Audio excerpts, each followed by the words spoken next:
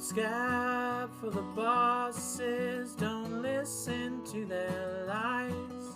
Us poor folks haven't got a chance unless we organize. What's up, everyone? It's Remarks, the podcast.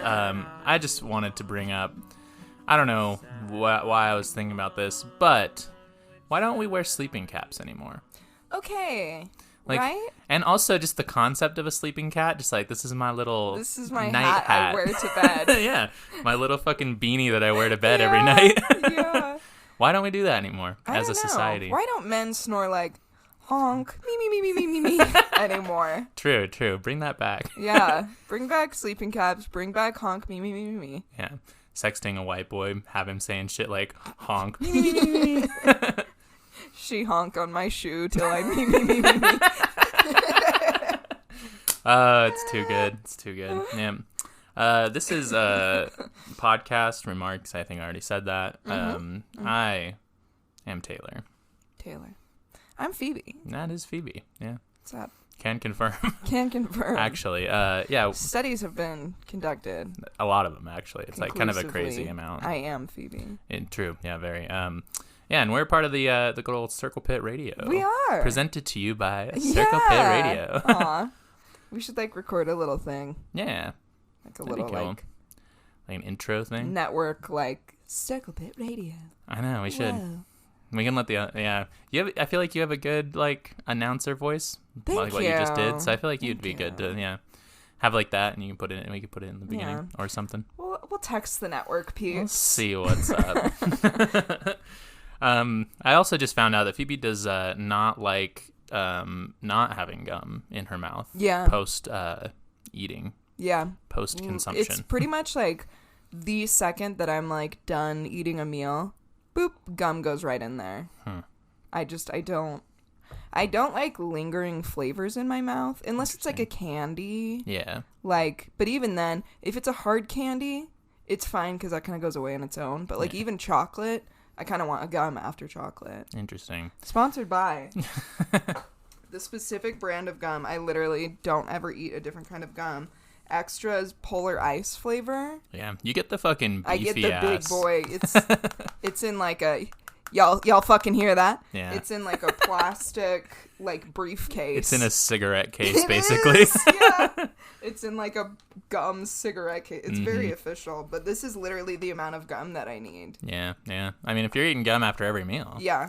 It's at sense. least thrice a day. Yeah, at least. Yeah, I don't know. I kind of feel the opposite about gum. I don't like chewing gum ever. I think that Daniel's not a gum person either. Sit and mac on my own spit, and that kind of bothers me. That's fair. Yeah, I get how it's gross. I mean, it's not like it's in anybody's face, but it's just a personal thing, I guess. I also, though, it does get worse because I do pop my gum.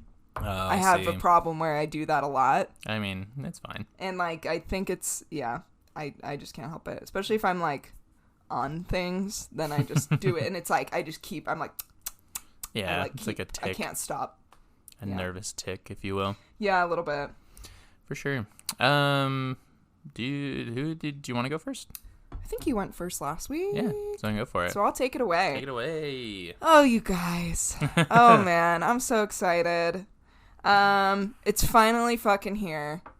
The long-awaited, anticipated, the heavily anticipated MK Ultra episode, baby. You're the only person I would trust to do MK Ultra episode. That means a lot. Yeah, for sure. I don't trust myself to accurately capture the hatred for the MK Ultra episode. Yeah, the pure unhinged insanity that was this entire thing. Absolutely. We're also very excited for Taylor's half of the episode because this is a story Taylor's very passionate about. Exactly. Yeah. I wouldn't trust anybody else to talk about Waco. I would not either. I don't even want to listen to anybody even mention Waco around me unless it's Taylor. Thank you. So, oh man. So, get ready for a wild ride of psychedelics, Nazis, illegal experiments, and of course, communist panic. Woo! All the good things. All my favorite Everybody's things. favorite things. Oh, so just 4chan. Yeah. Basically, yes. So, On April 13th, 1953, Alan Dulles, one of our favorite people. Ooh, oh, the Dulles brothers. Yeah, of course they're there. naturally involved. Why would they not be? No, yeah. Who he was the director of the CIA, began the project MK Ultra. I thought I was going to hiccup. Dramatic pause. Do we know what the MK stands for? Yes. So the MK, it's like a level of like clearance or something. It's like, yeah, those letters pertain to like, yeah, basically. Mm-hmm. And then Ultra is literally just what Sidney Gottlieb, who was like the person overseeing all of this, he was like, oh, this is like the level of like how important and like whatever this is. It's ultra important. I was hoping it stood for like mega cock, but with a K. Yeah. Ultra, you know? It does, actually. Oh, okay. I take it all back. I lied about all of that before. It's actually that. It's actually the cock thing. Anyway. So the CIA was heavily paranoid at this time. It's 1953, fucking Cold War. We're following the Korean War. The Red Scare is in full swing, thanks to Joseph McCarthy, our other favorite person. And so government agencies of the time were freaking the fuck out, dude, and basically doing anything and everything in an attempt to quash the communists and come out on top of the Soviets. After the Korean War, rumors had spread that the USSR, PRC, and North Korea had used mind control on U.S. prisoner of wars. There were stories floating around of how this mind control had been possible using perhaps psychic powers, drug-induced confessions, or erasing and rewiring the brain to become communist agents. Yeah. All very logical conclusions to come to. Well, I mean, yeah, that's what the last episode on fucking clairvoyance, remote viewing. Like that's the shit they thought was going on. Straight up, they really did. And there was something I was reading in an article that was like, they just could not believe that like people after going to these like, you know, US like military or whatever people after going to these communist countries would not want to come back to America. They just had to have been getting fucking like brainwashed. Yeah. The CIA was feeling the pressure to try to figure out their own ways to perform mind control, and this is what began the MK Ultra experiments. The CIA began building a massive project around LSD.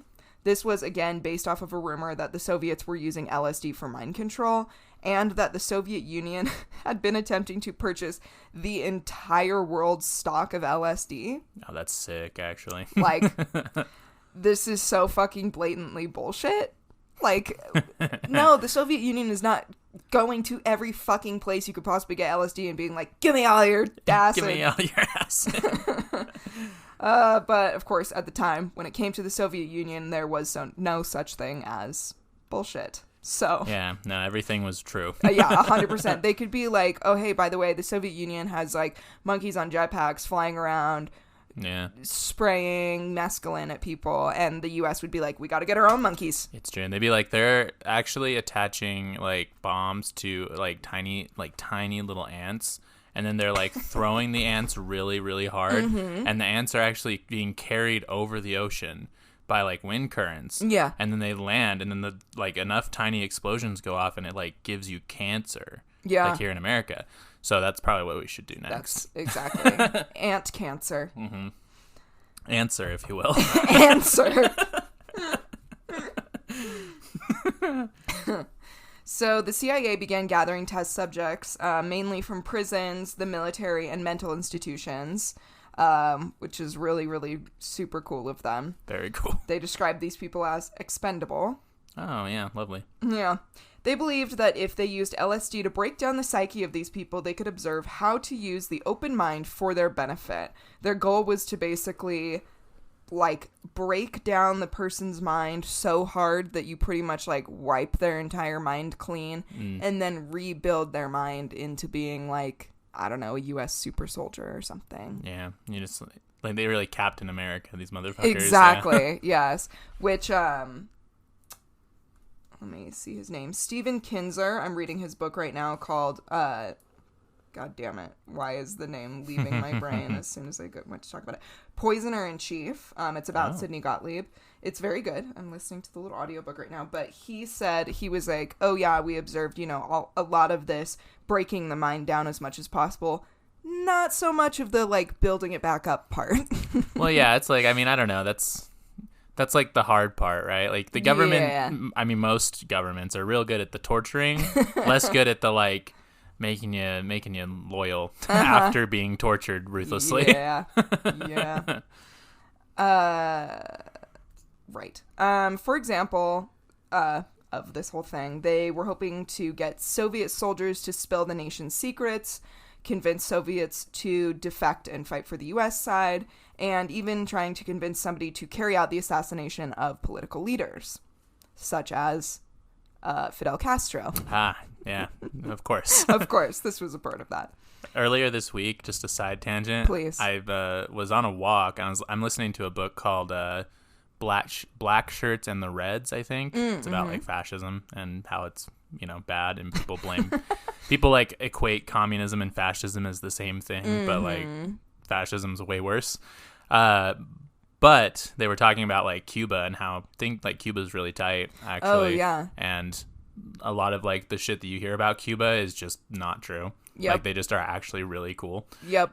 And like, again, like you can't, like, we live in America, like you can't really compare, like, if you're gonna say like, oh, Castro killed, political rivals, it's like we do that shit all the time. Yeah. Like that's like our favorite thing thing to do. Look at what we were doing at the same time that Castro was in power, to like fucking Guatemala. Exactly. In the Middle East. Like that's literally all we do. So much, yeah. But funny. Yeah, I just like texted Phoebe and was like, wow, Cuba's actually like, not that I didn't think it before, but I was like, Cuba's like really fucking cool. And she was like, yeah, I know. True. I was like, correct. But like really cool. She's like, I know. That's what I've been trying to tell you. Yeah, exactly. Oh, God. The leads on the MK Ultra project decided that in order to gain the best results from these experiments, the subjects would have to be kept in the dark about what was going on. And here's a quote from the CIA's Inspector General. Quote, precautions must be taken not only to protect operations from exposure to enemy forces, but also to conceal these activities from the American public in general. The knowledge that the agency is engaging in unethical and illicit activities would have serious repercussions in political and diplomatic circles and would be detrimental to the accomplishment of its mission. So, like, they literally said it right there. I mean, they know what they're doing. Mm-hmm. Unethical and illicit activities. That's why they like, the reason it's even, declassified is it was, like, leaked, if I recall. So it's like, yeah, they knew that this was, like, some bullshit and that no one could ever find out, and we just happened to find out. Like, they were like, nah. And then you think about all the shit that we haven't found out that the fucking government's done. Like, exactly. It's insane. That's the thing, yeah. So this...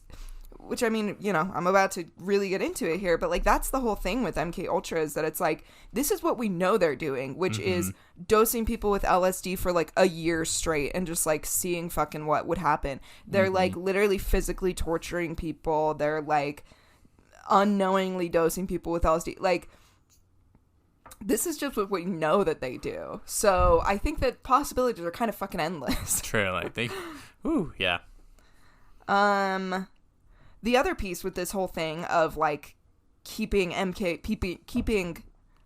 Ultra, like, a secret was that also they were kind of keeping what they were doing to the actual people a secret from those people.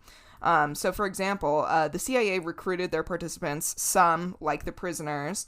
They knew that they were going to be used in an experiment of some kind, but they were not informed that those experiments would include being dosed with a powerful hallucinogenic. These prisoners would choose to join the experiments in exchange for extra yard time or a shortened sentence, which is really so cool of them to, like, use people who are already, like, the lowest of the low in our society, and then be like, hey, we'll fucking throw you, hey, you get 2 extra hours of recess. Exactly. Like if you let us do this, like, questionable experiment on you, and we're not going to tell you what it is. Yeah, that's, I mean, because, like... First, I mean, it's, like, unethical, like, scientifically, but also just, like, unethical treatment to, like, prisoners. Like, yes. It's just, every unethical thing you can think You're of. just check really, it off. they're really hitting all the fucking Yeah. boxes. Again, I'm like diving into it, but it is worth noting that literally this entire program of MK Ultra goes completely against everything that we went through with the Nuremberg trials. Oh, yeah. It does not follow the Nuremberg Code at all. Like, not even a little bit at all. Oh, yeah. So it's super fucking illegal, even though technically the U.S. never actually agreed to the Nuremberg Code, but, you know. Which, you know. We pretended that we did. But... Yeah, well, I mean, we couldn't because we were like, oh, the Nazis are basically just like the extreme version of us. So we can't, you know, be like, oh, yeah. We're like, oh shit, the Nazis actually got inspiration from things that we were literally doing. Oh, yikes. Yeah. So one of these prisoners, Whitey Bulger, who spent time on the FBI's most wanted list, he's like a pretty well-known, high-level crime boss. I'm sure you've heard his name. He was one of the people in these experiments. He was promised a shorter sentence if he agreed to participate in what the CIA was telling him was a study to find a cure for schizophrenia. He said that at the time he was wanting to contribute to society in a good way. And so he felt kind of tricked by them saying like, oh, it's for a nice thing. Anyway. He described his experience of being dosed with LSD along with other inmates. Quote, 8 convicts in a panic and paranoid state. Total loss of appetite, hallucinating, the room would change shape, hours of paranoia and feeling violent. We experienced horrible periods of living nightmares and even blood coming out of the walls. Guys turning to skeletons in front of me. I saw a camera change into the head of a dog. I felt like I was going insane. During these experiments on Whitey, they dosed him with LSD every day for a year straight, without telling him that's what they were doing. He was completely convinced that he was losing his mind. I mean, I would be too. I mean, like, yeah. I just, like, if, to our listeners who have done acid, you know, like, after, like, the day after you do acid, you're kind of like, oh, fuck. But then to do it again and again for a year straight, and then also not know that that's, like, what's supposed to be happening, like, you'd be losing your fucking mind. No, exactly. Like, I think that it actually was in all of these articles I was finding, the guy who wrote One Flew Over the Cuckoo's Nest and then, like, the lead singer of Grateful Dead, they were actually part of this experiment. Willingly, however, so they went to, like, they were, like, recruited by MK Ultra, and MK Ultra was like, hey, we're gonna give you acid and, like, see what happens. And they were like, cool. They had a nice time. Well, yeah, because they knew what they were doing. Yeah, because they knew they were taking acid, which actually then following the MK Ultra experiments, that's when One Flew Over the Cuckoo's Nest was written, and then also, like, the Grateful Dead shit started happening, which is very funny because that's, like, a huge, you know, counterculture thing with all of this LSD, like, culture type thing that was exactly what MK Ultra was, like, trying to not have happen, and it's just kind of, like, ironic. It's very ironic. But the thing, too, is that, like, even if you are knowingly taking LSD, sure, you can have, like, a really nice time, but also it's very easy to fuck somebody's day up, like, and brain. Like, it's not hard to send somebody down, like, a really horrible path and make them have, like, not just a bad trip, but, like, really fuck somebody up. Well, and I assume that, like, if, you know, I assume it was Jerry Garcia was the guy from the Grateful Dead, because he's the, like, I think so, guitarist, lead singer who died. I should have written his name down. It's fine. It's either him or Bob Weir. I think they were the two that sang. But anyway, I assume that them and whoever wrote Two Flew Over the Cuckoo's Nest? One Flew Over the Cuckoo's Nest. A single flew. One flew. I assume that if they did if they, like, had a bad trip, they didn't have to do it again every day for a year. You know? Like, exactly. They could, like, chill, and, you know, these prisoners could not chill. Could not, in fact, chill. No chilling was happening. Exactly. They were just forcibly given LSD every day for a year straight. Eventually, during this year of his life, Bulger did kind of come to the conclusion that he was being dosed with LSD, which didn't make it better, but he at least was like, oh shit, is this what's going on? So James Whitey Bulger was in prison in Atlanta at the time, serving a sentence for extortion, racketeering, and drug trafficking, and the possible involvement in 11 murders. Up to this point, however, Bulger had not killed anyone himself. During these horrific LSD experiments, agents would dose him without his knowledge and then ask him leading questions about his crime life, specifically, would you ever kill anyone? It was only after the MK Ultra experiments performed on Bulger that he became the violent crime boss he's known as today. Years after his final sentencing and conviction, Bulger wrote to one of the jurors at his trial, telling her all about the experiments performed in Atlanta. How they completely broke his psyche with LSD-induced hallucinations, kept him awake for days on end, etc. And this juror said that after learning of these horrific experiments, she regretted her decision to label Bulger as guilty. Note that during Bulger's trials, these experiments were never mentioned. Oh, of course not. Of course. Well, they were still classified at that point, right? Right. Yeah. Of course, who's to say that with or without Bulger's MK Ultra experience, would he still be the same crime boss that he's known to be today? Who's to say? I mean, it's like one of those things where it's like it doesn't help, I'm sure. Like, no. It didn't improve the situation. Yeah, like I'm sure that's not going to make you be like a nice person. Mm-hmm. However, I mean, it's like it goes back to like when people talk about like serial killers and like people with, you know, antisocial personality disorder, and it's like not all people with antisocial personality disorder become serial killers, but not all people who like have terrible childhoods become serial killers. It's just like a mix of all of it, you know? But it's like, but you sure do see those things come up a lot. Yeah, and you it's know, like, they don't help for sure. Yeah, and I mean, even just the prison system itself, right? It's like, you see that like cyclical thing where people will enter the prison system fucking ruins their goddamn life, they finally get out or whatever, and then have a difficult time being a part of society because they've been ruined. Do yeah. So, you know, probably same thing here with being given LSD unknowingly for an entire year and literally never stopping tripping. Yeah. Which sounds fucking horrible to me. Sounds like a nightmare, absolutely. The one time that I maybe perhaps did LSD, allegedly, in The Sims. It was a great time. However, there was definitely a point where I was like, I just need things to be normal for like 5 minutes. Yeah. Like 5 minutes of just like not everything moving and flying around. Being insane. Like that would be cool. So imagine that for a year of your life. Really fun. Good normal stuff. Yeah. You know who won't dose you with LSD without your knowledge? You know, I'm gonna have to say the fine products and product anchor podcasts that support our podcast. Yes, I sure hope so. I think so. I think they follow the Nuremberg Code. Probably. I haven't heard any alleged crimes from Spotify, like war crimes from Spotify. True. As of yet. But we're still holding out. Yeah, we don't know yet. So Spotify, until we hear otherwise, what's your response? Yeah, yeah. Speak for yourself. Anyway,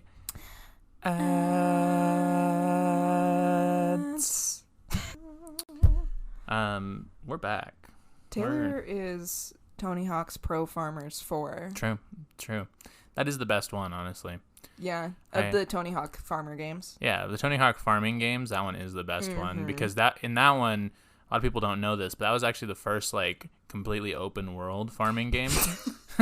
Right. Because the other ones you would like select a level and you had a time limit and you had to like collect all the items and do all these like challenges.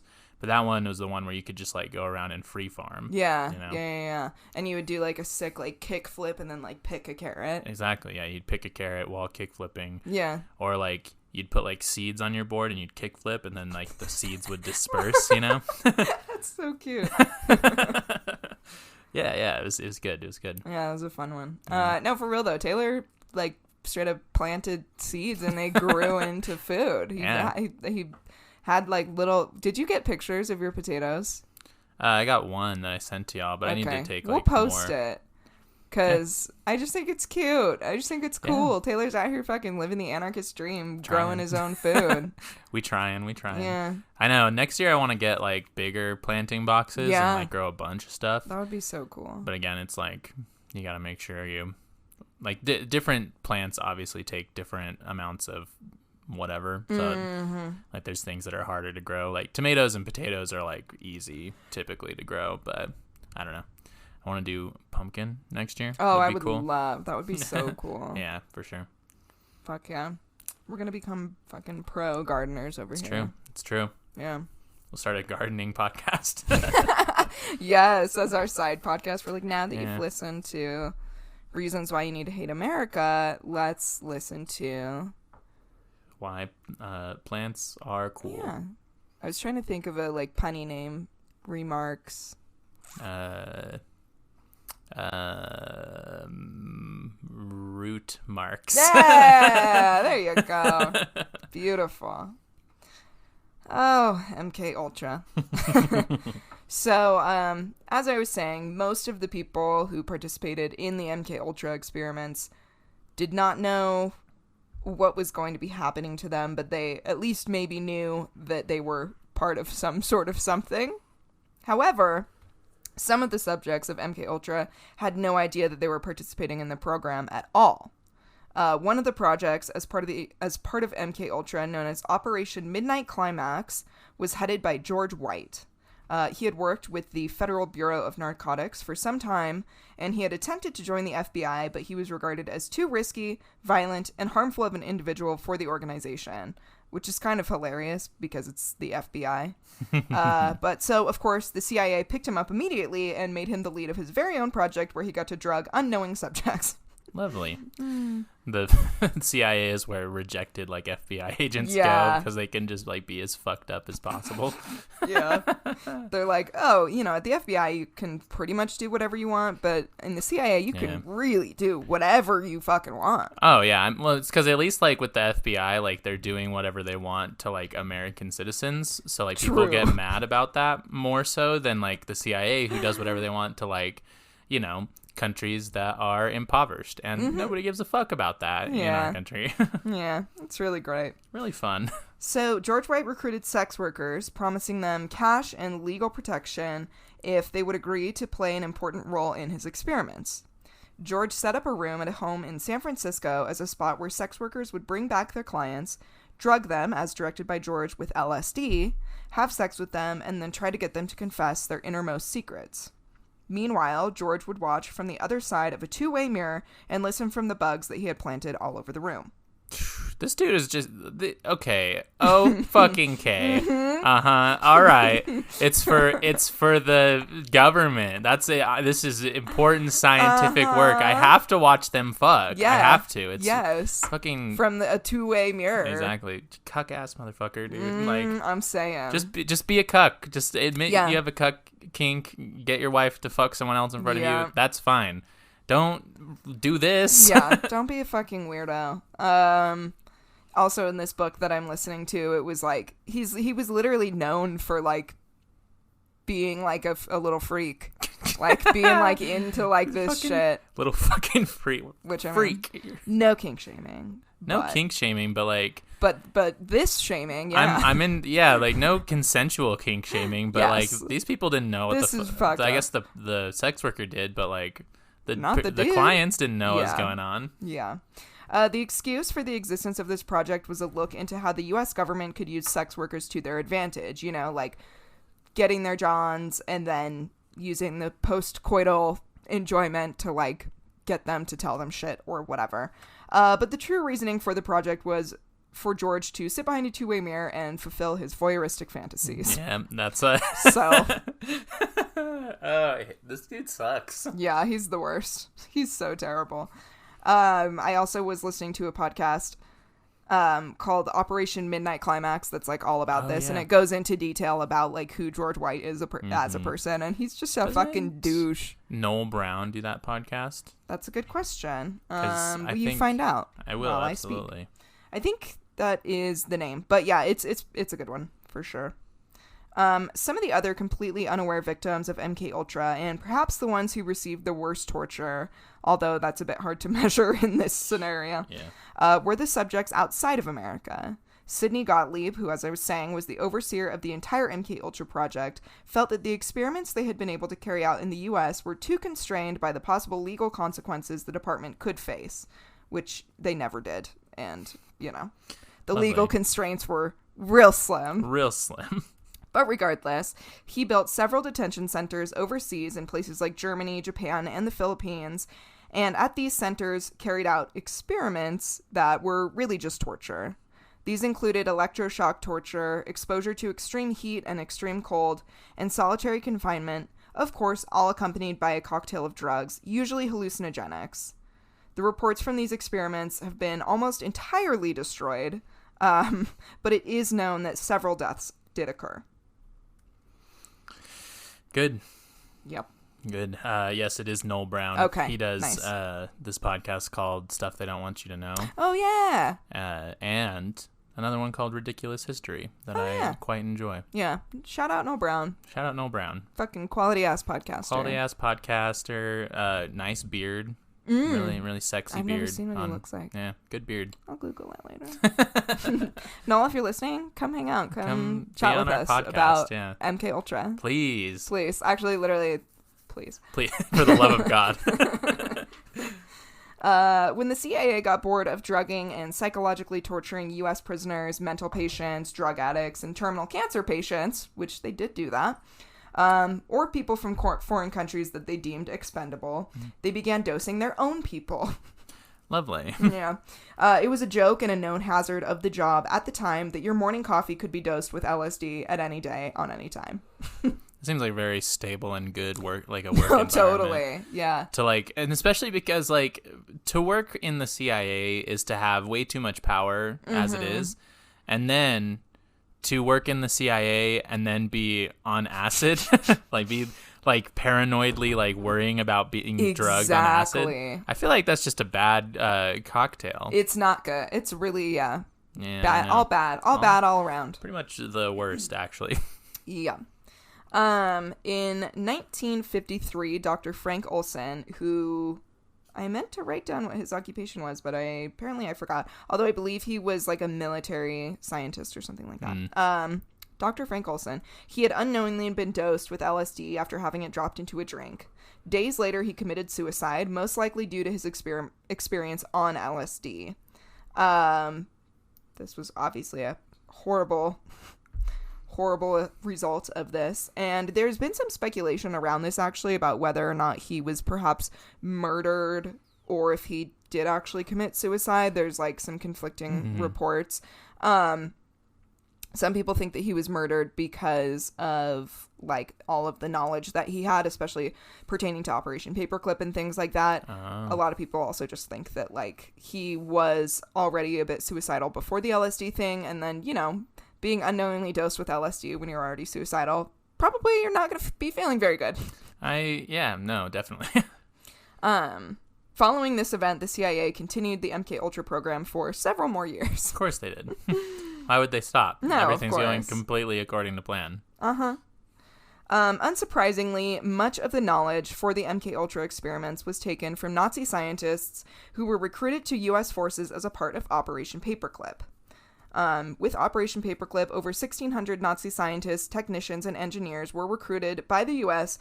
to train U.S. intelligence operatives on techniques that they had used in World War II in order to gain advantage over the Soviet Union. Very normal and logical and totally wholesome things that our government was doing. Oh, for sure, yeah. Because, you know, the one, like, thing that you can, like, give America being like, oh, you helped stop the Nazis. Like, the universal bad guy. And we didn't even do that. We actually helped them a lot, and they helped us do terrible things. So, really good. Yeah, we were actually besties. So, you know, if you were holding out on, like, hey, at least World War II... Got some news for you. It's not good. And I mean, so did the Soviet Union. They also took Nazi scientists. Because, you know. Nobody was doing good things. Everybody's bad. Yeah. Like, nothing's good. There's no hope left. Yeah. That's the real takeaway from the folks at Remarks. One area in particular that the Nazi scientists led MK Ultra agents in was the use of sarin gas. This was the same kind of gas that was developed by Nazi scientists and was used in concentration camps during World War II. Lovely. Very good. Very, very good that we're having fucking lectures about this. Another Nazi area of expertise, something these Nazi scientists came and literally gave lectures on to agents of MK Ultra was the use of mescaline. Mescaline is another hallucinogenic drug found in the San Pedro cactus. Its effects are similar to LSD and psilocybin, and it was used in a similar way that the LSD was used in MK Ultra experiments. So, yeah, just real good stuff. Yeah. In case it couldn't get any worse, it's like, no, but also there was Nazis. Also, yeah, it's like... oh, God, yeah. It's like any fucking, like, mid-2000s video game. They just, like, had to throw in Nazis. Like, just cause. Like, Yeah. it was, again, it's the universal bad guys. So, Right. you know, gotta throw it in there. They're easy to hate. Yeah, exactly. Other substances used in the MK Ultra experiments were heroin, morphine, psilocybin, excessive amounts of alcohol, temazepam, which is like a very intense version of Xanax, which they like literally don't use anymore because they were like, this is a little too crazy. Ooh, yeah, people are like, we thought they were dead. Their hearts were beating so slow. Yeah.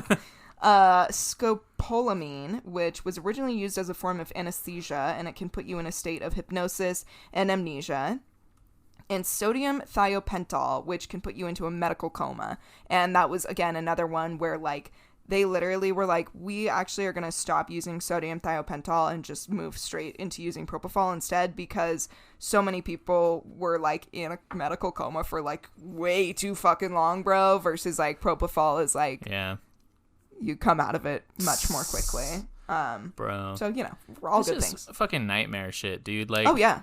I mean, fucking, I've talked about this before. Like, I also have done a substance or two in The Sims.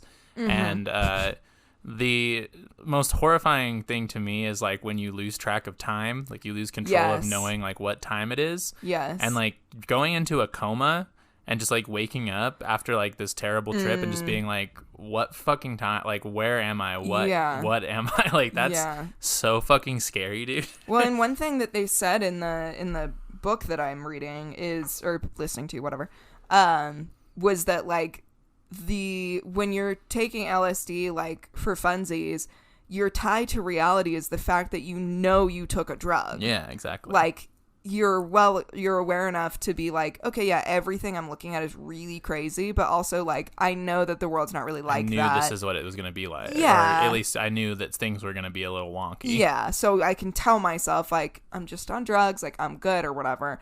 But when you don't fucking know that, like, this is why drugging people is a fucked up thing to do for multiple reasons, but, like, because these people have no tie to reality anymore. So they literally think either A, they're losing their mind, or B, the world around them is, like, going fucking crazy. Yeah. And it's just, like, I don't know. This is why I really wanted to talk about this, because I feel like MK Ultra has really turned into this, like, huge joke or this, like, pop culture reference thing, which I get it and it's fine. But, like, it's fucking serious. Like, what was happening during these experiments is so fucked up and not okay, and people literally died or lost their fucking minds forever because of this. Well, and then on top of that, to not know, like, because even if you knew, like, kind of what was going on, like, to not know which drug, because I'm sure they didn't like disclose when they were telling when you were giving a different drug. So you're like, what's it gonna be today? Am I gonna see the fucking sky fall, or am I gonna fucking am I gonna meet God? Yeah, am I gonna, like, go into a medical coma? Like, who the fuck knows? Exactly. Like, yeah. Like, this is why, like, when we do drug trials, it's very serious and it's very important to have informed consent and all of these things so that you don't fucking MK Ultra people, because, like, you lose your mind. You're not okay following this. Anyway, this shit's serious, you guys. Okay.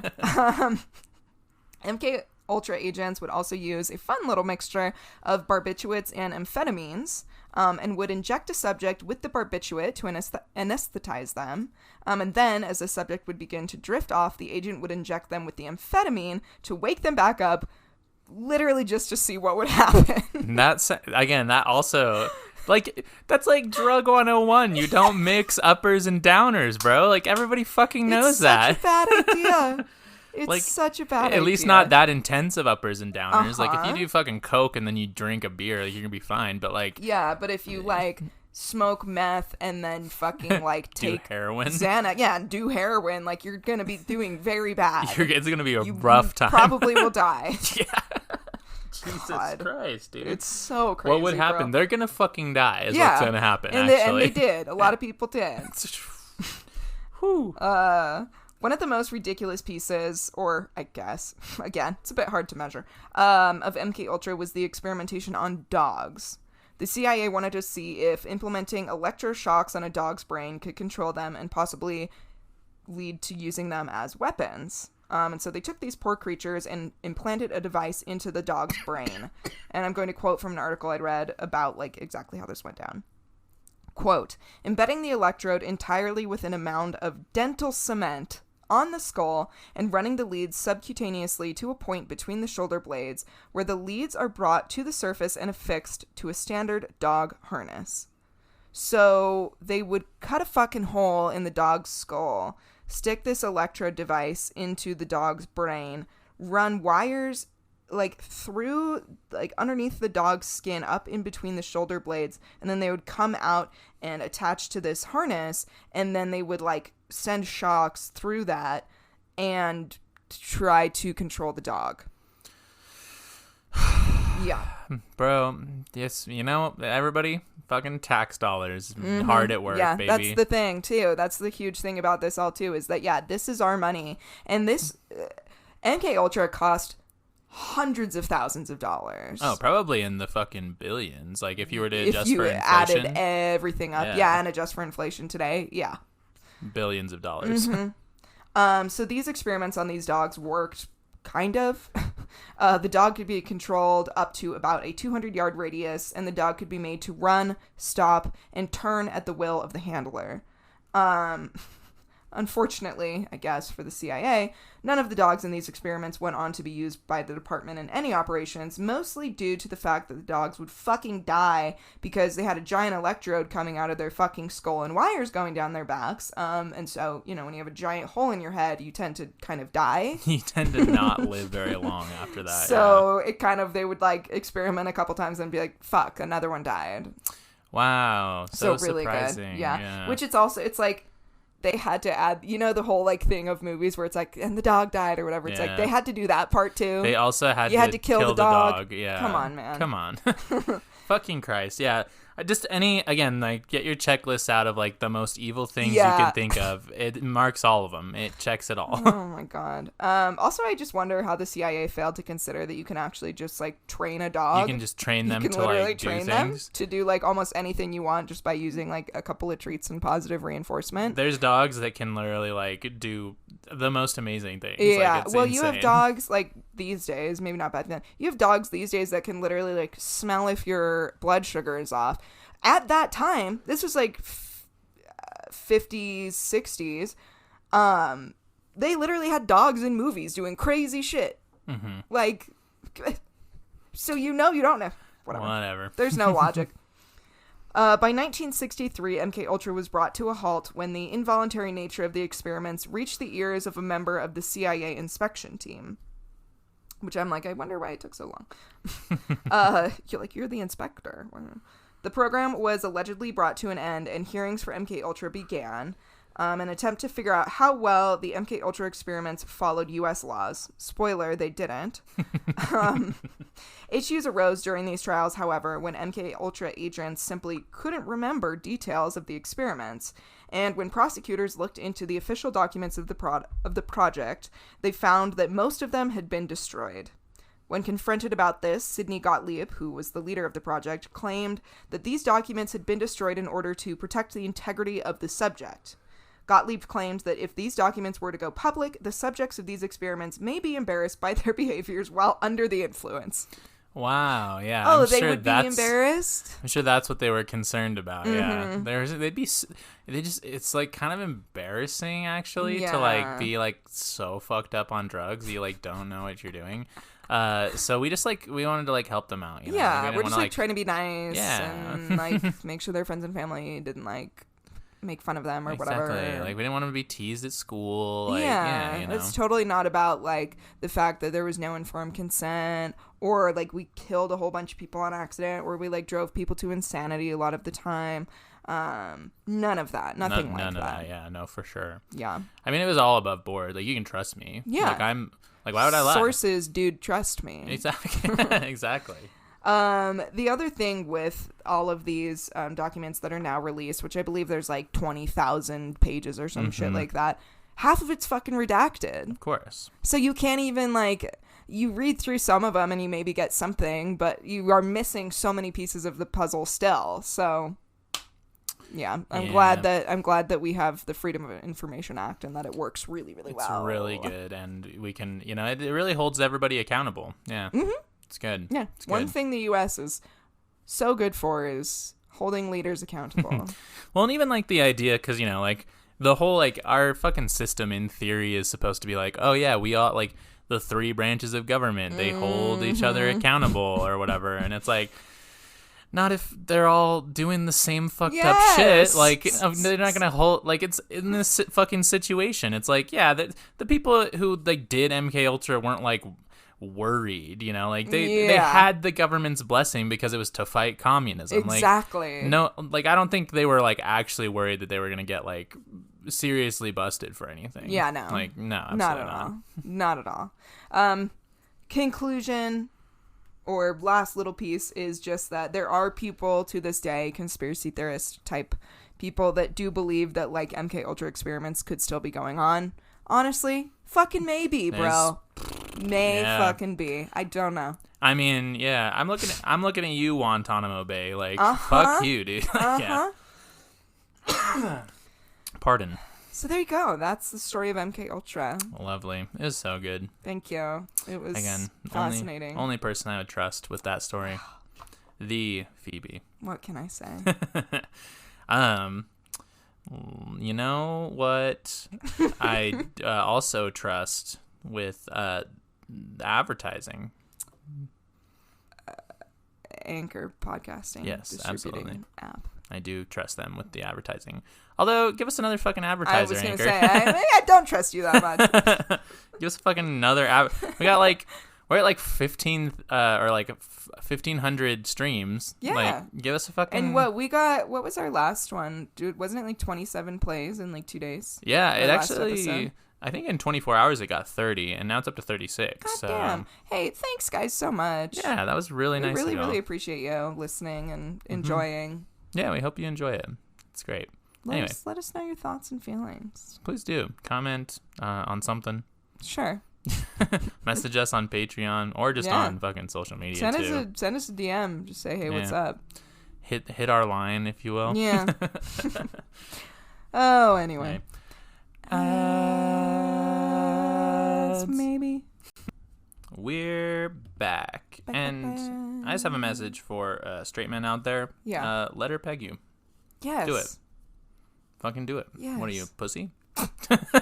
Fucking do it. What, are you scared? You scared? Little fucking baby boy? Like, let her fucking peg you. Really, though. Give it, take your time. Yeah. Give it a try. You probably will really enjoy it. Yeah, if you're open to it, so will your sphincter be.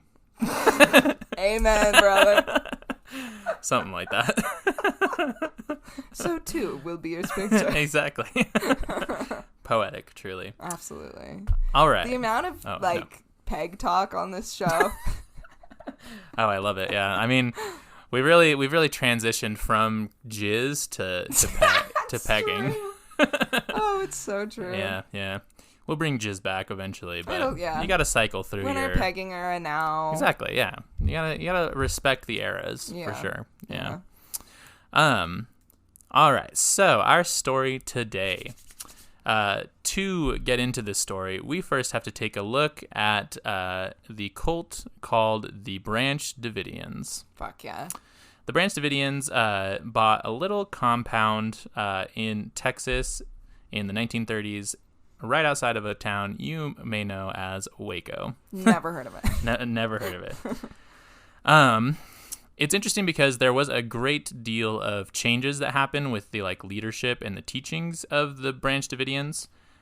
They were originally an offshoot of the Seventh-day Adventist religion, which is historically puts a lot of emphasis on the end times. Right.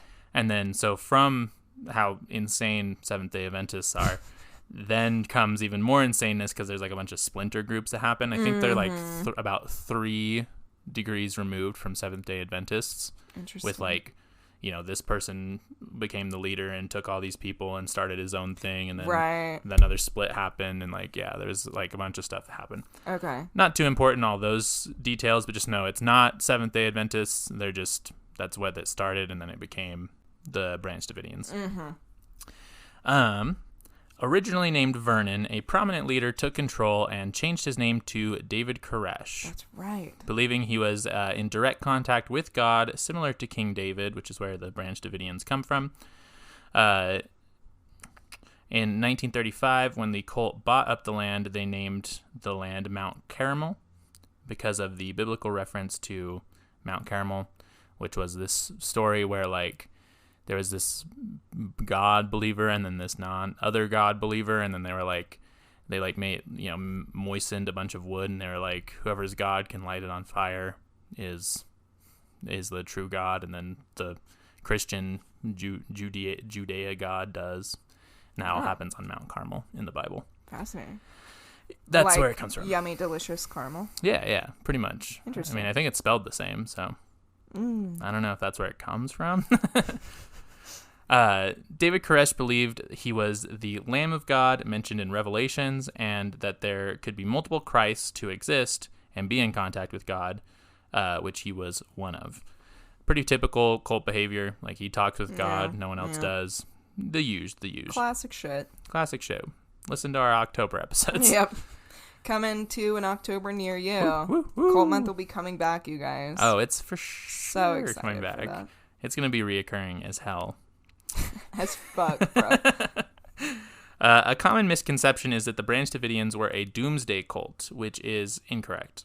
They were actually kind of the opposite of a doomsday cult. They believed that they needed to hold out as long as possible in the coming apocalypse to fight the armies of Galilee, or something along those lines. That's important for later events in the story, but remember, they were not trying to kill themselves or reach heaven any faster than anyone else. They actually wanted to resist the apocalypse for as long as possible. David believed God told him to father 24 children to be leaders of the army in the upcoming battle. This would be done with members of the cult, and of course, there is susness about the power dynamic of that, because he's the leader of the cult. Yeah. And whether or not, cult members can really give consent in that situation. However, there was not any legal case against him for misconduct. Like legally you couldn't make a case that these people were non-consensually did this. Okay. I guess like in a court of law. And morally, potentially, but right. Yeah. Interesting. The Branch Davidians are not, at least David Koresh himself is not a good person. Let me make that clear. Yeah. He sucks. I'm not defending the cult because he fucking sucks. However, the cult members in this situation I do feel bad for. Before taking complete control of the group, Koresh did marry a 14-year-old girl when he was 29. Now, this is very fucked up, but do you want to know something that's more fucked up, Phoebe? Uh-huh. This was completely legal under Texas law. Oh, I love it. So good. There was nothing wrong with this. So good. He had her parents' consent and everything. Oh, Texas. Please change. Oh, Texas lawmakers. And even more fucked up is, to this day, it is still okay to marry 14-year-olds in the state of Texas with their parents' permission. Bro. Yep. God. Consent. What the fuck? Yeah, I looked it up. You can still do that. Jesus. So in my eyes, yes, there was for sure abuse going on with this like situation, this marriage arrangement, and him fathering all these children. And that's something that did need to be addressed. However, according to official Texas law, there was not anything illegal going on in this compound. The media began to exaggerate the situation, saying that multiple people in the cult were abusing young children, so like kids before they hit teenager years. Ex-members looking to defame the cult also began to spread rumors. Now, of course, at this point, we don't know every single thing that happened in the cult, but I have a feeling that the majority of abuse that was happening was, in fact, legal manipulation. Right. And I will tell you why. The Branch Davidians were an interesting cult because the members of the cult were not isolated. that many of the members had cars, jobs, and they would frequently leave the compound to go attend.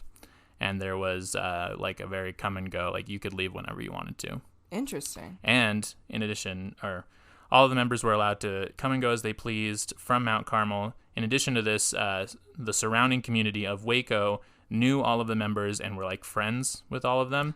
Fascinating. The Branch Davidians would invite townsfolk to come have movie nights and ice cream parties at the compound. So like it's weird. Like they didn't, like even with like David Koresh and like some of his sus things, like he was just like, yeah, come like hang out. It's fine. Yeah, that's very interesting. Mm-hmm. Hey, you guys going over to Mount Carmel to go watch Shrek tonight? Shrek and ice cream, baby. Shrek and ice cream.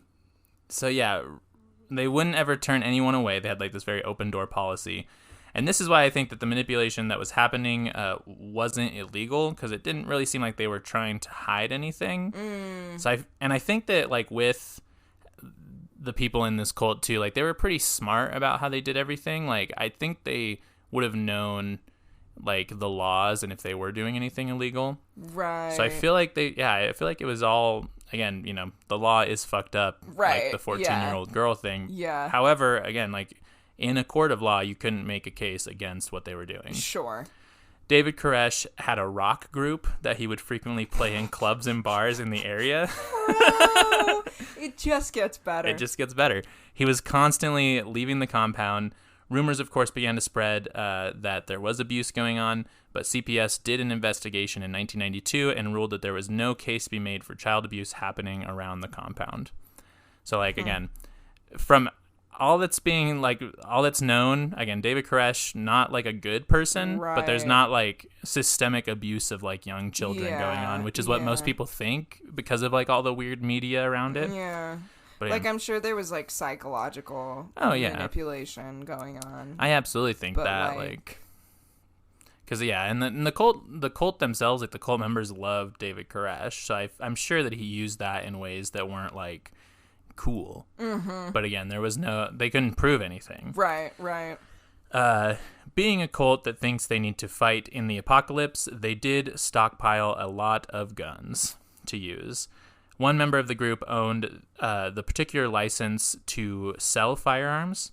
Many gun collectors will get this license to sell parts of their collection of firearms to, like, you know, when they're selling it either at gun shows or just to like private buyers. He also owned a firearms store, and the cult would order gun parts to create firearms and then sell them in the store and at gun shows. Many people accuse the group of using the gun stores as a front to fund their activities, which is absolutely true. Yes, however, they were funding themselves with the guns. I mean, what else are they using that for? But that's the thing, is like people are like it's all a front, and it's like, well, it's legal though. They were doing it legally. Like there was nothing.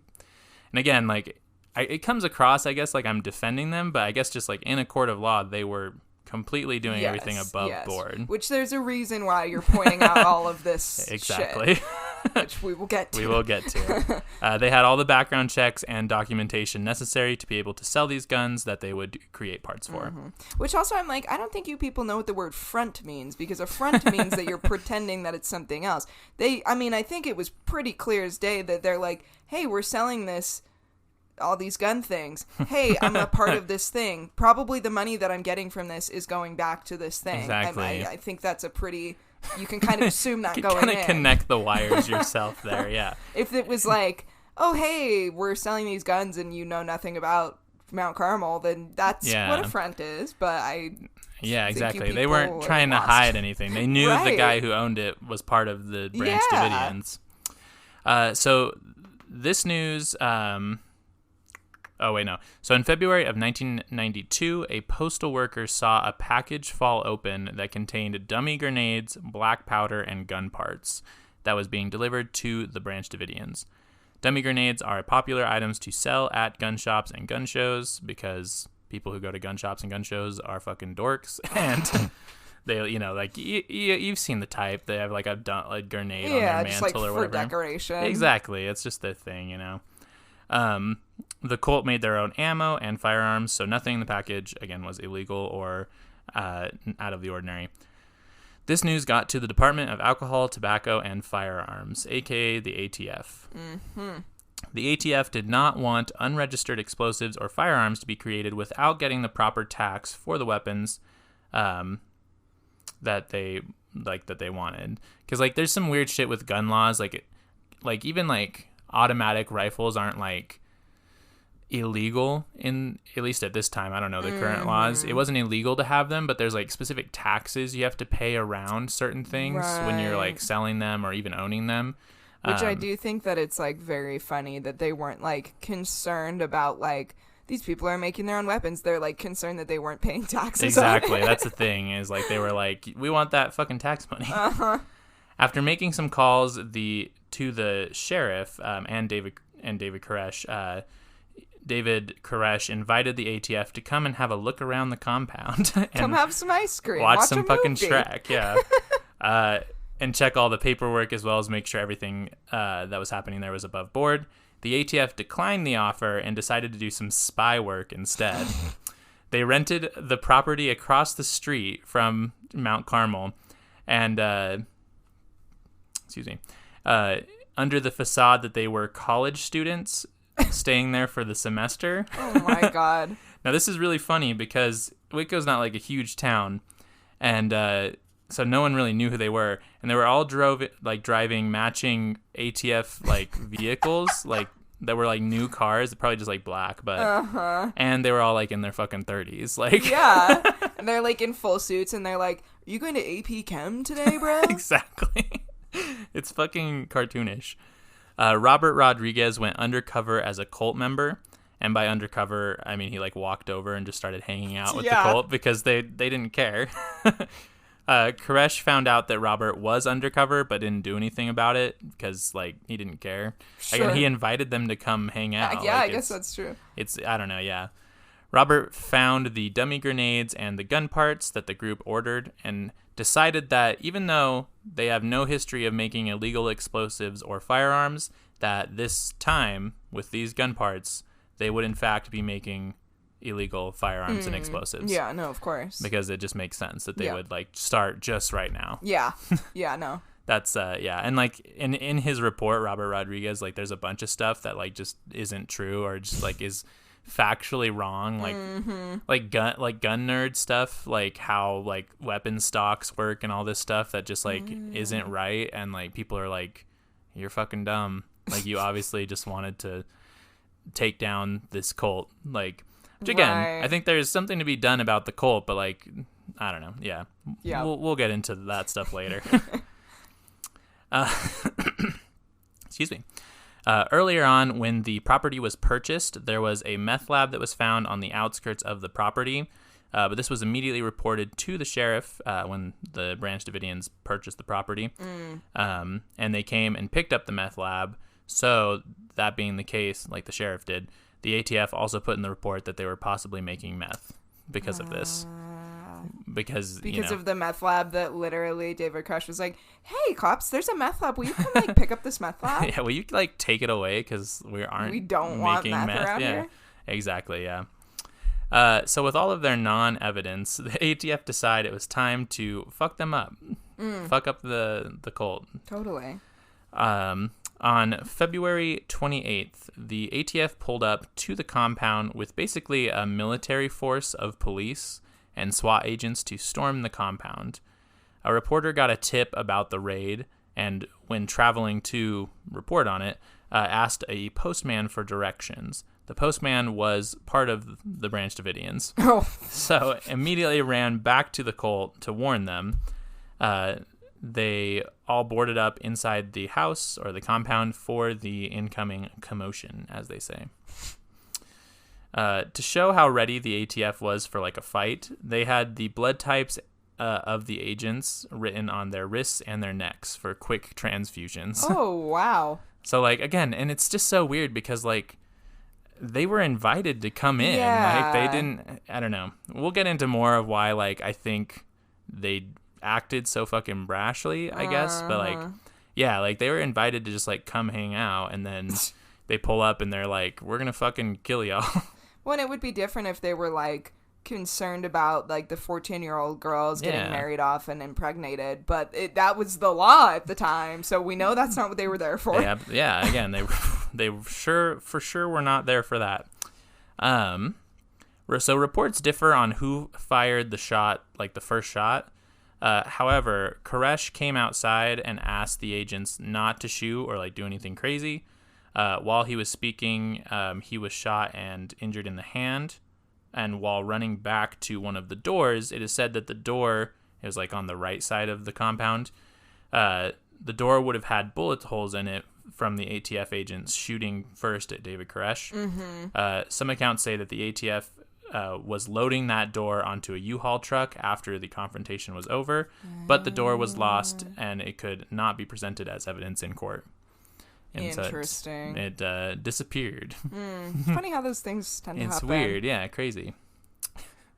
After the first shot, a gunfight ensued for the next 2 hours between the two groups, killing 6 Davidians and 4 ATF agents.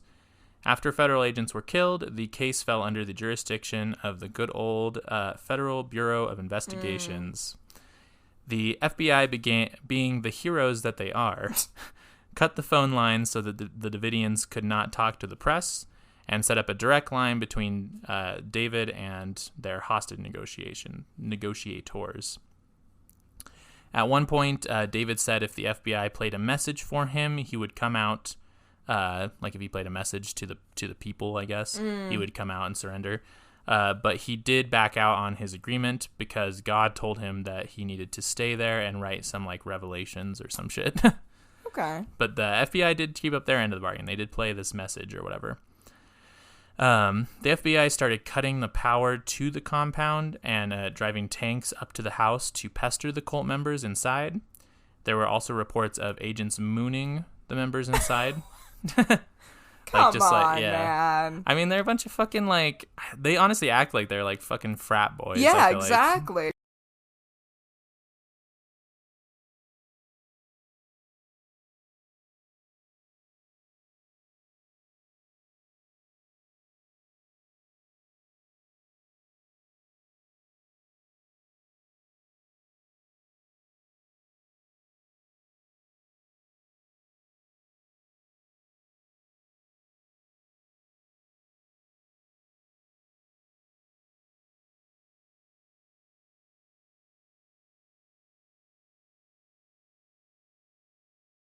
You're gonna take the kids away from their moms? Like, I don't know.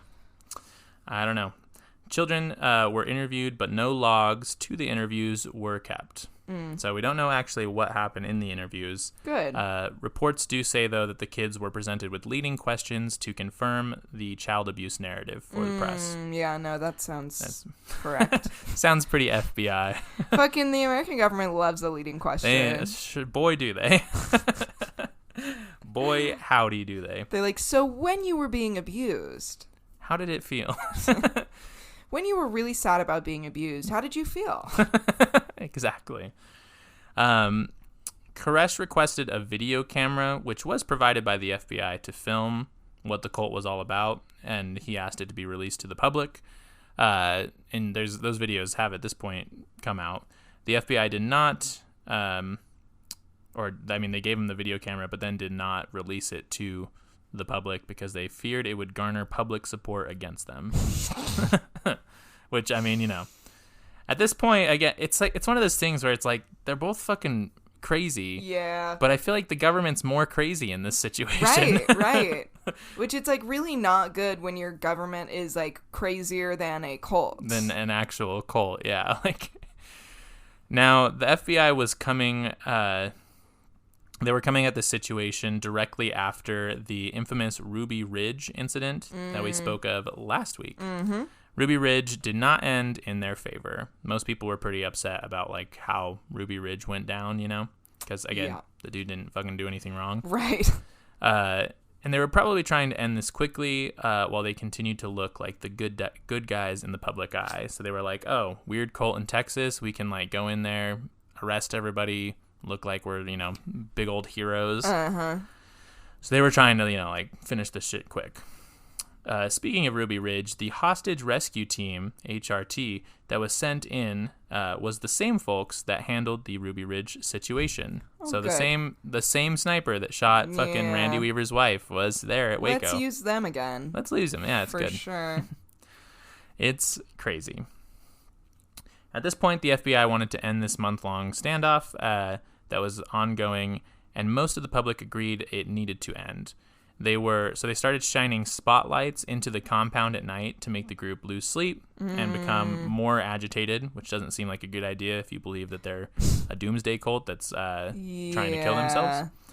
They also played loud, distorted music throughout the night, as well as dolphin noises to psychologically torture the group.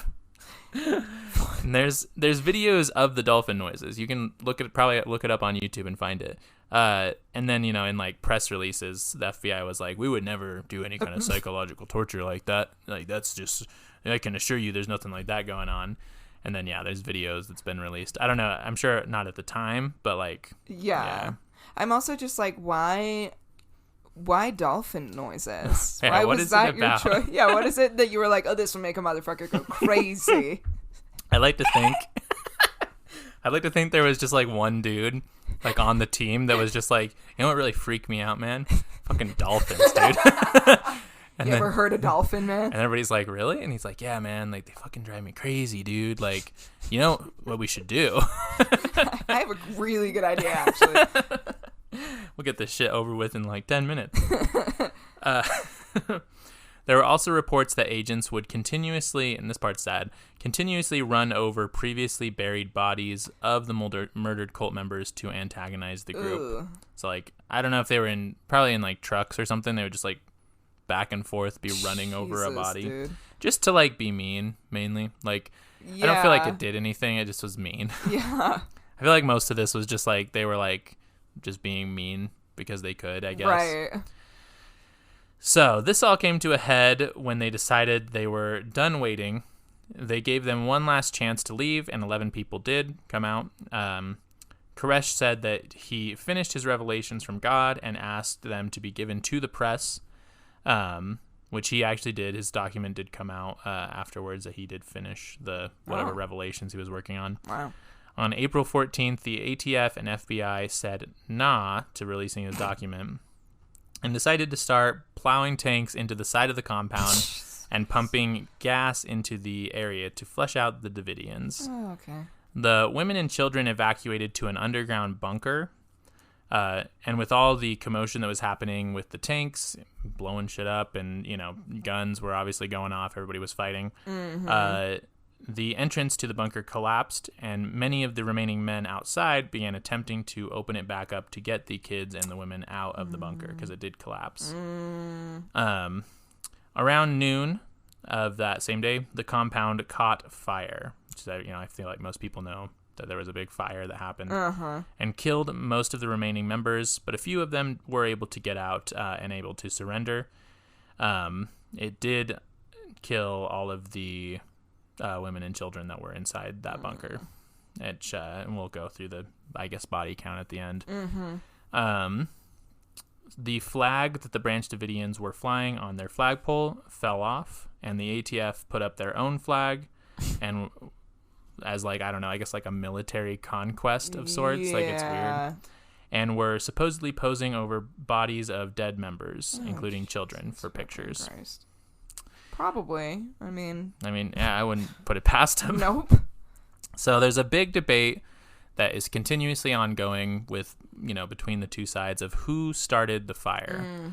In court, there was some evidence of, like, because they were monitoring, like, they were putting like listening devices around. So there's court that they there was some evidence that like someone in the cult said, make sure you light it or something like that. But in court, when that evidence was brought, they said it was too gargled to even tell what was being said, as well as the Davidians were using Molotov cocktails to throw against the tanks that were plowing into the compound. So there's no confirmation that they were talking about lighting the compound on fire. Yeah. That's like... there's this show I was watching called Search Party, and there's like this piece where they're like somebody may have been murdered and they have a confession on tape that's like, we totally killed Keith, and it like sounds like that, but then in the court they're like, somebody's like, no, I think it sounds like pancaked, and then they play it again, it's like, we totally pancaked Keith. It's just really funny. Yeah, exactly. It's that kind of shit. Like, again, they were trying to use it as evidence. The FBI claimed throughout the investigation that no pyrotechnics were used, as well as no military like aid was brought in or weaponry to use against the group. 6 years after the events, it was shown that the agents used military pyrotechnics. Like basically grenade launchers that were found on the site of the standoff. 82 people died, and 23 of them were children. Jesus. As of July 2007, everyone who was given sentencing for the standoff was released, and the standoff lasted 48 days in total. All autopsy footage after the standoff was confiscated by the FBI and not seen during the trial. I, like, to answer the question of who started the fire, I don't think that the Davidians started the fire because, again, I don't think that they were a doomsday cult. I don't think that they wanted to, like, they were trying to kill themselves, you know? Yeah. And again, it doesn't really make any sense as to why they would even have, like, if they were going to, like, light the building on fire, why would they even evacuate the women and children to the bunker? Yeah, like, true. if like, mass suicide was their goal, you know? Like, if it was, like, a Jonestown or whatever. Right. Like, it just doesn't, like, add up, I guess. Yeah. And again, I mean, what probably did it was the fucking pyrotechnics Yeah, that they probably. used, like, is probably what lit it on fire. But again, like, in every like official documentation of it, like, it's said that the cult lit the building on fire, even though, again, most likely I don't think it was. Yeah, interesting. But yeah, it's definitely interesting. And yeah, that's wow, what the fucking FBI did, bro. And it's like their whole thing is like, oh, this, you know, there's manipulation and there's child abuse going on and blah, blah, blah. And then you're the reason why all these fucking kids died. Yeah, no, you've murdered so many kids. Like, it's crazy. And it's just like, and again, like, it would have been one thing if, like, they were like, oh, David Koresh, like, there's some weird shit going on. And again, I don't know that they could have prosecuted him, but, like, he didn't, like, hold up at the fucking compound. Like, again, he was going out with his rock band every fucking at like multiple times a week. Like, they could have arrested him outside of the compound. True. Like, they didn't have to go there and do that. Yeah. But again, I just think that, like, what probably happened is the FBI and the ATF from the fucking Ruby Ridge situation was like, oh, we gotta look good, so let's go raid this compound and stop these child abuse. And then, I mean, and it worked because most people, like, just from, like, hearing random facts about Waco are like, oh yeah, they were fucking this terrible cult that was abusing all these kids. And it's like, not, again, I mean, maybe, but, like, there's no evidence that there was actual illegal, you know, high quotations, like, child abuse going on. Other than, again, I think the 14-year-old girl thing is child abuse in my eyes. But yeah, which it's like you could prosecute on that if it was the law, Texas, but it wasn't. It wasn't, and it's still not. Yeah, it still fucking isn't. Still there, so it's so fucking weird. And again, it's like, I don't know, yeah. And the sheriff of the town was, like, cool with them, and like most of the people, and, like, everybody was like, yeah, I mean, they're weird, but, like, they're just fucking the weirdos that live in that going down big there fucking for movies and ice cream. Exactly. So. Like, there's the weirdos that live in a compound, like. But I don't know, and that's, like, the thing too is, like, I guess one thing that Texas has going for it is you can kind of just, like, do whatever you want there, like, as far as, like, living, which means, like, you can do a lot of bad things, like marrying 14-year-olds. However, you can also start a, like, cool communist compound, I guess, if you want. Which, that's the other thing is, like, again, I mean, I don't know the details of what was going on there, but also, like, just living on a compound isn't, like, inherently a bad thing. It's not you can, like it's live in a community. Yeah, like, actually compounds, if you remove your, like, weirdness from the word compound, like, it just means a bunch of people living on one thing together, like, operating a plot of together. Land, exactly. To me sounds kind of tight. Yeah. I would love to be on a compound with all my friends. Exactly. Like, I feel like a commune would be cool. Yeah, commune. We should change the word right. to commune, but yeah, I don't know. And, like, and again, like, there is, like, we could talk about like gun laws and how, should you be able to just go and sell guns at a gun show, right? Or like all this stuff. But again, like the laws said they could. There wasn't really anything you could legally make a case for. Right. Morally, you could make a lot of cases against the Davidians, but yes. At the same time, you could also make morally a case against the government. Exactly. And also, I think the government did like lie and break laws. So. Right. That's the thing. Yeah. It's like, this is a case of like, they could have actually investigated this and tried to help some like young girls or something, but it's like, no, it was just a case of like the government wanting to look like big macho boys and fucking killed a bunch of people once again. It's fucking insane. Yeah. And again, going back to like the weird shit, like they were playing fucking dolphin noises, yeah, like dude. why? Mooning them. Yeah. Like, come the fuck on. Like, again, it seems like it was just a bunch of fucking like mid-20s dudes that were like, I don't know, we're big bad authority police officers. Yep. We want to, you can't do things out here on your, like, I don't know, like, just seems like they had a fucking power trip. Yep. 100%. But, yeah, that's the fucking story of wow. Waco. Thank you.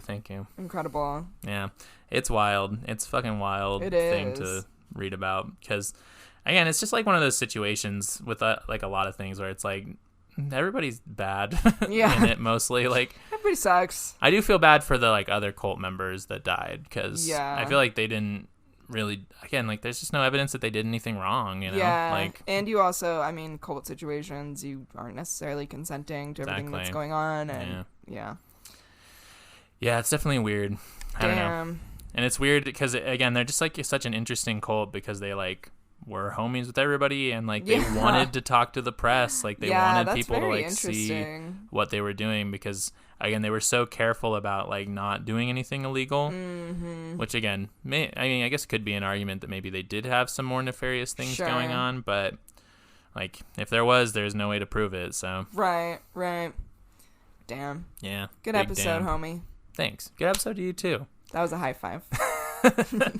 I liked how this whole episode was just like, do something you think is interesting. Yeah. Like, there was no like really overarching theme, I guess. It's true. It kind of like it carried from what we did like last week, but there wasn't really like a... I mean, I guess like government bad theme, but like... yeah, but it was just both of us being like, you know what I really would fucking love to talk about, bro? Exactly. Which, those episodes are always nice sometimes when you like go down a weird rabbit hole and you're like, dude, I gotta fucking talk about this shit. I gotta get this off my chest. Yeah, for sure. You know what else I need to get off my chest? Our pluggables. Amen. Oh, also, quick update from last week's episode. Let me double check and make sure that I say this guy's name right. One of the professors from Stanford who like worked with fucking Harold Putoff. He was one of the professors from Stanford who like helped with Project Stargate. Okay. So he fucking turns out was a Scientologist. Oh. And now he's still alive. He went on to start that fucking like UFO finding group with fucking Tom DeLonge of Blink-182. Yeah. That was the thing I was texting you about. Yes, you were. Yeah, I was like, that's a fucking update. Yeah, crazy. So, he's definitely somebody. Crazy cat. Yeah. Yes, for sure. You can follow us on twitter.com @RemarksPodcast. Leave us a like on Apple Podcasts and a review. And follow my YouTube channel it's just called The Lefty Agenda. You can follow us on Instagram @RemarksPodcast. You can follow our TikTok of the same handle. And you can also follow the fine folks at Circle Pit Radio on Instagram @CirclePitRadio. Yes, listen to their shows. They're good. They are very good. Big shout out to our patrons. We have Justin Vess. We have Tere Soltero. We have Emily Duran. And we have Andrew Vass. Woo-hoo! Woo! You guys are the best. Thank you. Subscribe to our page if you want some bonus episodes. Yeah, they're very funny and enjoyable. True. We're going to do one right now. Yes. That'd be good. Should we say what we're doing with that one? Yeah, okay. We can. Cool. So, okay. Mystery solved. So this episode obviously will be coming to you on Tuesday. It's Tuesday right now. You're listening to it. You're like, damn, I had a great time listening to that episode. Next Tuesday, this little bonus content that we are recording right now will be released to you because Taylor is visiting his fam out of town. That is true. Yeah. So it will be a little unconventional episode for you next week. Yeah, but it'll be a little fun one, a little fun, goofy one. Yeah. Yeah, so, once your bussy is nice and wet from this episode, you'll get a nice little fun, goofy one. Get pegged by our bonus episode. Exactly, yeah. Get pegged with remarks, yeah. Shirts? Shirts. Shirts. Oh my God. I love it. Yeah, let's do it. Okay. Honestly, would you buy some shirts that said get pegged with remarks? I personally know that I would. I would absolutely wear but that. Listeners, yeah. Would you? We would make them real cute and funny. Oh yeah, they'd be adorable, and we would make them like out of like nice materials, yeah, so they'd be like comfortable. Yeah, because that's the thing. I love when like a shirt, like a merch shirt, is like, something nice I want to wear. Exactly. It's not just like about the what's on it or whatever. Yeah. Anyway, so let us know. For sure. We'll get some shirts thrown together for you. Well, thanks for listening, folks, and Love you. Bye.